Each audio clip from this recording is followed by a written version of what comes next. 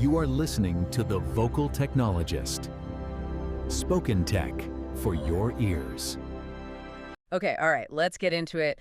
It feels like 1 minute we're hearing about these huge, kind of ambitious AI plans changing everything, and then boom, the next thing suddenly our earbuds are translating languages live. It's a lot to keep up with. It really is. The speed is just incredible. And beneath all the headlines, you start to see these really crucial hints about where things are actually heading, both the amazing potential and, frankly, some real challenges. Yeah, exactly. We'll try and connect some of those dots today. Let's do it. So, first up, Meta. This reorganization, wow, they're literally restructuring for something they call superintelligence. I mean, talk about setting a high bar. Splitting AI into 4 groups. Research, that superintelligence moonshot product and infrastructure, clearly gunning for that ultimate AI, but also trying to speed up product development now. Right. And if you look at the bigger picture, this isn't just, moving some desks around. It's a really strategic play in this rapidly heating up AI race. Trying to get ahead. Trying to get ahead, trying to overcome some of the hurdles they've clearly faced, and get stuff out the door faster. Yeah. It's like they're saying, okay, we need a dedicated track for the far future, but we also need wins today. Okay, but hang on. For all this big future talk, the present for generative AI, for a lot of companies, it feels a bit, I don't know, stuck. I saw these figures like tens of billions being poured into GenAI with maybe not that much to show for it yet. Is that fair? That definitely hits on a critical point. Yeah. U.S. companies alone, something like $35 to $40 billion invested in these initiatives. Wow. Huge sums. But the reality, only about 5% of organizations have actually managed to integrate these tools successfully at scale.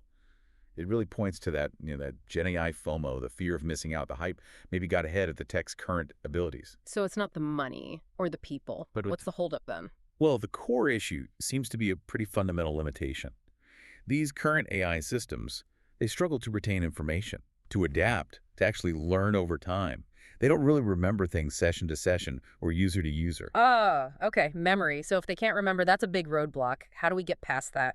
What's the potential fix? And that is precisely what Sam Altman at OpenAI is focused on. He basically said, people want memory. Right. He's predicting GPT-6, the next big version, will come faster than expected. And the key thing he's pushing is making it adapt to you, your personal tastes, your history. So like a ChatGPT that actually knows me. Exactly. They're even working with psychologists, apparently, to understand how to build that kind of personalization, that memory. Imagine an AI that genuinely learns your preferences over weeks and months. Okay, that could be huge. It could be, because that directly addresses the gap we were just talking about. If AI can remember and adapt, it stops being just a clever tool and starts becoming a truly personalized assistant.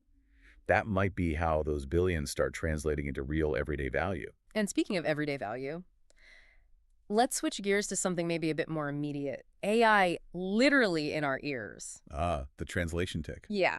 Apple's apparently rolling out a software update for AirPods Pro 2. Live translation for real-time chats in different languages. I mean, forget phrase books. Imagine just talking.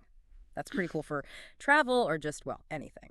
It absolutely is. And this is where you see AI moving from these, grand abstract ideas to genuinely useful tools in our pockets. It's democratizing communication, breaking down barriers in a way that felt like science fiction not that long ago. Really practical stuff. Yeah, love that.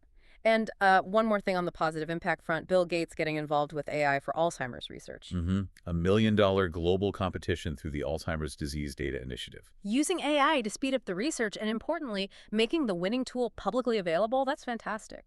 It really is. It just shows AI's potential not just for business or convenience, but as a powerful force for tackling huge human challenges. And given Gates' personal connection to the disease, it highlights how AI could genuinely change the speed and scale of medical breakthroughs, making them more accessible too.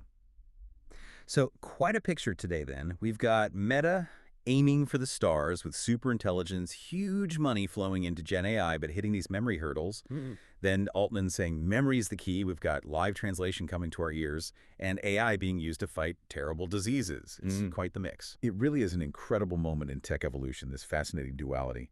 And maybe the thought to leave you with is this. While we're chasing this idea of superintelligence, maybe the most impactful AI, the stuff that really changes lives, is the AI that simply remembers what coffee you like, or translates a conversation smoothly, or help scientists find a cure faster.